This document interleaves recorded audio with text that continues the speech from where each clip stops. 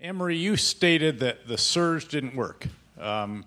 With great respect, I was there, and actually it worked pretty extraordinarily. I mean, driving violence down by 85 to 90%. Phil remembers, he was in the administration. We achieved all the objectives. By the way, Ambassador Crocker is back here, for whom I was privileged to be the wingman as he pursued the diplomatic efforts. The results were sustained, in fact, for 3.5 years after the drawdown of the surge forces, until Prime Minister Maliki undid them. And all that we in Iraqi forces achieved, and he alienated the Sunnis. So the point here is that he undid the political bargain that was reached during the surge. The further point is that the center of gravity of the fight against ISIS is not on the front lines. It's in Baghdad, in Iraqi politics, and indeed in various Syrian locations.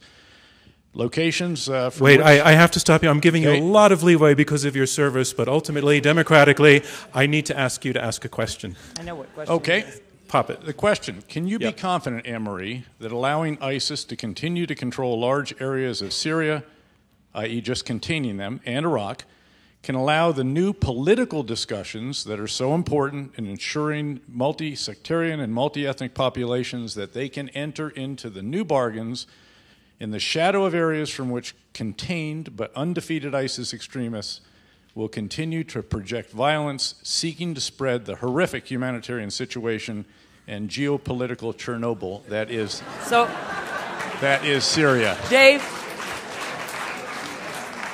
so General Petraeus,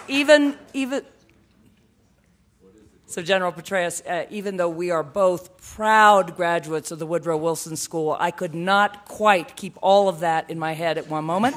But what I will say is I did not say that the surge was not successful. The surge was successful.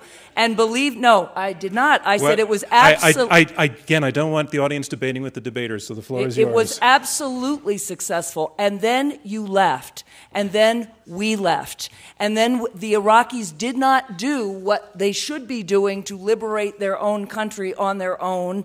And we are back here again. As you said from the stage, I was there. We liberated Mosul, but Mosul is now once again under ISIL control or under a violent extremist Islamic group. So that's exactly what I'm saying. If we could keep David Petraeus on the ground in Iraq, working with Chester Crocker, advising the Iraqi government every step of the way, yes, I think we would succeed.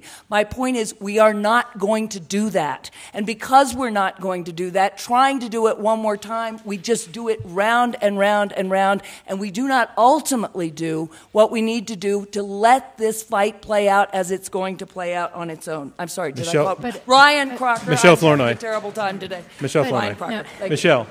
But I think the question was, in the face of a still vibrant ISIS in Iraq and Syria, how can you get to the political progress that will ultimately resolve these situations? You argued for diplomacy and political settlement on both sides of this border as part of your strategy as well. But you can't get there as long as ISIS is a vibrant force.